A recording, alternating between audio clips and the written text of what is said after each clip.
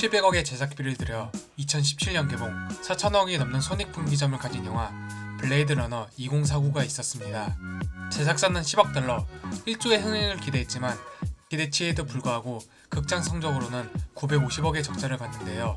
보통 이 정도의 적자면 해당 영화를 맡은 감독은 대작을 연달아 하기는 어려우나 영화의 완성도를 높게 산 제작사에 의해 다시 한번 큰 제작비가 들어간 영화 듄을 맡게 되었습니다. 이 감독의 이름은 드니 빌레브로 흥행 실패를 했지만 다시 한번 대작을 맡게 된 그의 영화 철학을 알아보겠습니다.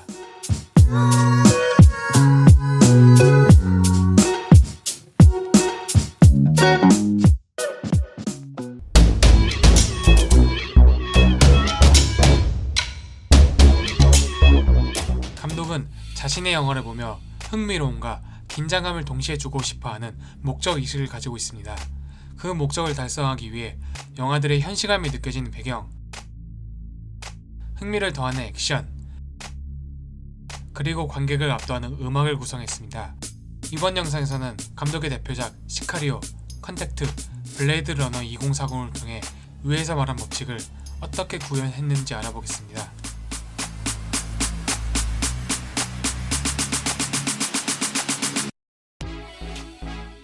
먼저 시카리오의 배경입니다. 어둠 속으로의 여정이자 인간의 가장 어두운 곳을 보여준 영화 시카리오는 멕시코 전쟁에서 모티브로 얻은 작품인데 그렇게 실제로 존재하는 멕시코 마약 전쟁에서 많은 것을 따왔습니다. 제작진들은 멕시코에서 실제로 많은 사진을 찍어왔고 영화의 분위기는 거의 이때 잡혔습니다.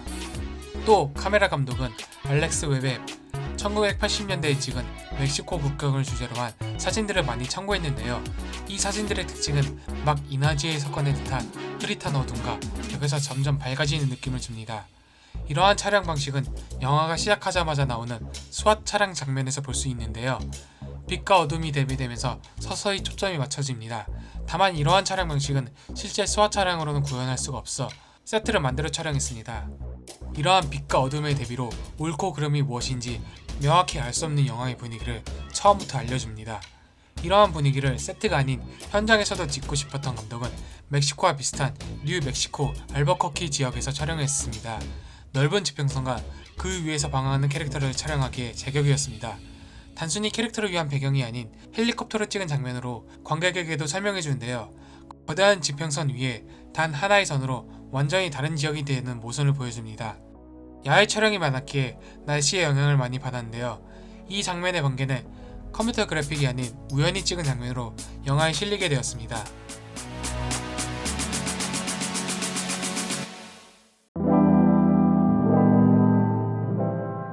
외계인을 다루는 영화는 주로 특수효과와 재난이 주된 것이었지만 컨택트는 의사소통과 선택에 관한 영화이죠.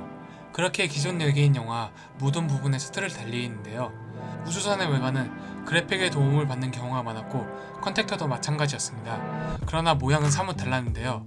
자갈 같은 모양을 하고 있는데 보다 보면 신비롭고 두렵게 느껴집니다. 이러한 모양으로 결정한 이유는 기존의 지구에 있는 우주선 디자인과 재료를 쓰면 안 된다고 생각했기 때문이고 단순 디자인만이 아닌 중력 또한 다르게 적용하여 진정으로 지구의 디자인이 아닌 우주의 것처럼 보여집니다. 9m 정도 떠있는 우주선에 올라가기 위해 군인들은 리프트를 사용하는데요. 리프트를 선택한 이유는 주위에서 볼 수 있는 물건이 새로운 문명과 접촉한다는 것을 보여주기 위함이죠. 내부는 외관과 달리 그래픽이 들어가지 않았는데요. 이는 그린 스크린을 싫어하는 감독의 의견이었습니다. 거대한 터널, 그리고 방을 만들었고 그래픽이 들어가지 않았기에 실제 있는 장소처럼 느껴지게 하죠. 사실 디자인적인 면에서는 상당히 단순한데 그런 공간이 사람들을 압도하는 이유는 빛으로만 효과를 냈기 때문이죠. 이와 대비되기 위해 인간이 차지하는 공간들은 주로 어둠을 활용했습니다. 우주선 속 외계인은 두 발로 걸어다니는 것이 아닌 거대한 두중류처럼 보여집니다. 그렇기에 인간과 전혀 다른 움직임을 보여주는데 참고로 이 외계인을 디자인한 사람은 프로메테우스를 디자인한 카를로스 후안테입니다. 외계인을 만나기 위해 입은 방화복은 이상 디자이너가 만들어냈지만 입을 가리는 마스크만 없앴습니다. 배우들의 표정이 보이지 않았기 때문이죠. 그리고 마지막에 우주선이 사라지는 장면은 3개월의 회의와 컴퓨터 그래픽 작업 시간이 소모됐습니다.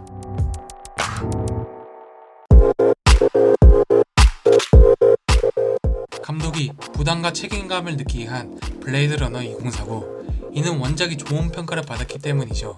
원작에 있기에 건드릴 수 없는 부분들이 있었지만 감독은 세계관이 30년이 흘렀다는 점을 주목했습니다. 먼저 혹독한 날씨를 바꾸었는데 원작에서는 런던과 같이 비가 내리는 날씨였다면 이번 영화에서는 감독의 고향 몬트리올처럼 눈이 내리는 날씨로 바뀌게 되었습니다. 날씨를 바꾸니 영화의 색감과 분위기가 정해졌습니다. 이러한 분위기를 바탕으로 세트장을 지었으며 풍부한 자본으로 그린 스크린 장면을 최소한으로 했습니다.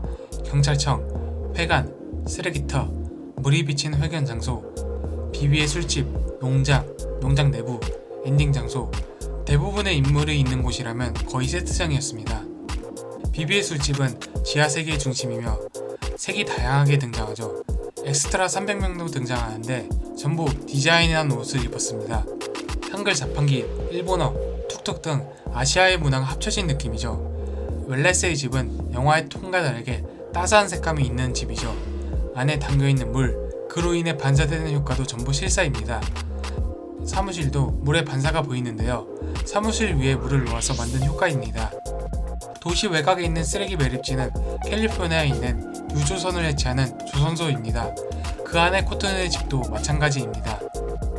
방사능 폭탄이 떨어져 붉은 구름이 있는 라스베이거스는 원작에서 이 도시를 창조한 시드미드를 다시 기용해서 만들었습니다. 안에 있는 카지노 부품들도 다 실제로 만들었으며 일부는 부다페스트에서 찍었습니다.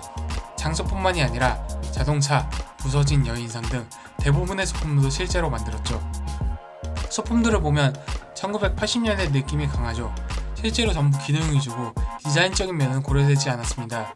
거대한 마스크, 묵직한 블라스터, 아날로그적인 면이 강하죠. 이러한 멤버가 가장 드러나는 소품은 NIA 드림메이커의 구체인데요. 카메라에 달려있는 부품처럼 느껴지죠. 이 소품은 상당히 잘 만들어져서 미세한 움직임까지 컨트롤이 됩니다.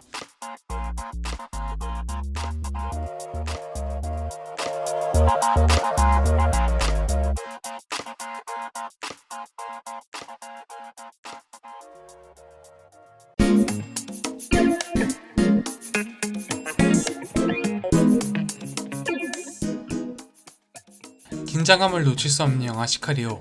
그 긴장감이 시작되는 국경 장면을 설명해드리겠습니다.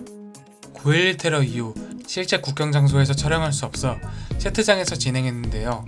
총탄이 빗발치고 싸움터가 돼가는 와중에도 카메라가 허용된 MLA 시점으로만 볼 수 있습니다. 이러한 방식이 관객들도 현장에 있는 것처럼 만들지만 누가 악이고 누가 선인지 구분을 못하게 합니다. 영화 후반부에 가면 터널 장면이 있는데 설정으로는 황혼부터 밤이었기에 실제로 밤에 찍었습니다. 그로 인해 앞이 하나도 안 보이는 상황이었고 배우들은 실제 야간 특수장비를 착용했습니다. 조명을 이용해서 밤을 표현할 수도 있었지만 현실감이 떨어졌고 그렇게 하면 관객들의 배우들을 볼 수 있을 정도로 밝아지게 됩니다. 그렇다면 배우들이 그 안에 다른 배우들을 못 본다는 것은 말이 안 된다고 생각했죠. 카메라 또한 열화상 카메라와 적외선 카메라를 동원한 이유가 이 때문이었습니다. 계단의 발자국들은 소품 담당자가 자기 신발을 대어서 미리 앞을 지나간 자국입니다. 이 장면에 약간 디테일이 있는데요. 케이트의 시점은 초록색이고 알레한드로의 시점은 어두운 카메라입니다.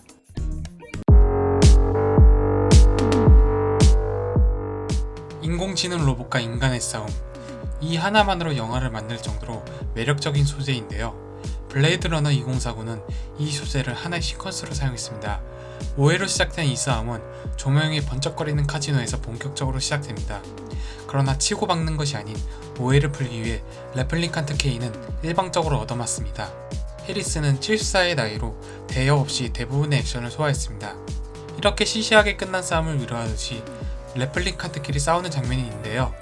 바로 영화의 초반부와 최후반부에 나타납니다.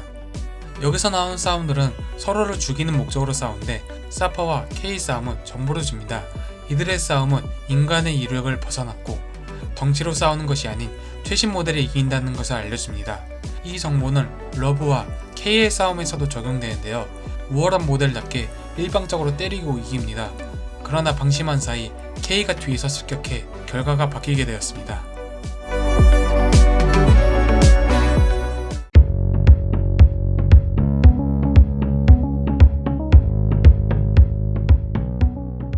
시카리오와 컨택트의 음악 감독은 같은 사람인데요. 아이슬란드 연극 관련 작곡가 출신 요한슨입니다. 요한슨과 드니는 영화 제작 전부터 서로 대화를 하며 미리 그림을 그려놓습니다. 요한슨이 대본을 받으면 보고 떠올린 생각으로 악기 편성과 전체적인 그림을 그립니다. 그 후에 컨셉 아트나 촬영된 화면을 보면서 작곡을 이어갑니다. 이를 바탕으로 시카리오와 컨택트가 어떻게 작곡했는지 알아보겠습니다. 시카리오의 음악은 상당히 특이합니다. 음악이 아니라 위협이 들리는 것 같죠. 감독은 사막의 비장함과 긴장감을 담아달라고 했습니다. 요한슨은 대본과 컨셉 아트에서 나오는 경찰차와 무장한 차, 갱들을 보며 이를 상징하는 드럼 소리, 국경 주변에 펼쳐있는 우울함과 슬픔, 사막의 우울함 느낌의 곡을 지어냈습니다.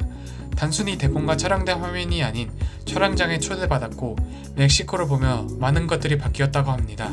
실질적인 작업은 음악 효과가 없던 것부터 작업했으며 그로 인해 헬기 소리도 만들었고 헬기 소리가 시작되면서 음악의 한 부분으로 들어가게 됩니다.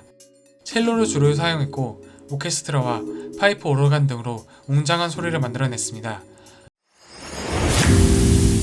컨택트는 기존의 외계인 영화 괴를 달리한다고 말씀드렸는데요. 음악에서도 마찬가지입니다. 기존 외계인 영화는 차갑고 기계음같이 들리기도 합니다. 그러나 컨택트 음악은 부드러운데요. 이러한 요소에는 시각 디자인의 영향이 컸습니다.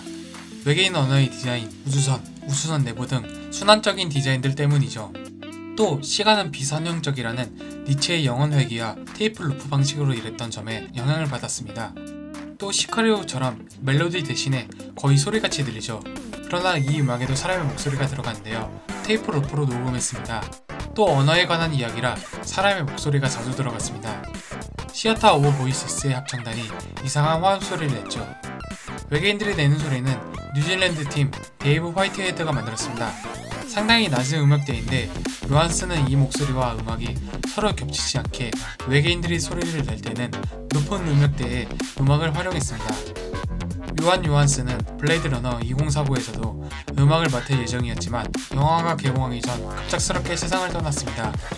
그가 컨택트를 작업하면서 들었던 생각을 들어보겠습니다. I think Danny really likes to be surprised by what I give him. You know, he wants bold statements. You know, he wants bold ideas, and that's very liberating. You know, for me, that sort of gives me a lot of freedom to experiment, and the score sort of evolves during the edit.